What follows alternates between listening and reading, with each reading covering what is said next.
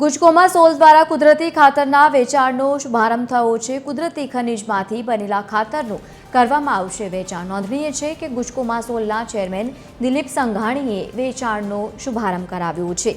રાજ્યમાં પ્રાકૃતિક ખેતી માટે રાજ્યપાલ આગ્રહી બન્યા છે। ગુજરાતના ખેડૂતો પ્રાકૃતિક ખેતી અપનાવે તે માટે ગુજકોમાં સોલની આ પહેલ છે। આણંદ કૃષિ યુનિવર્સિટી દ્વારા 100 પેજનો એક રિપોર્ટ આપવામાં આવ્યો હતો। કૃષિ તજજ્ઞો દ્વારા અનેક રિસર્ચ બાદ ખેતી માટે લાયક પ્રોડક્ટ બની છે।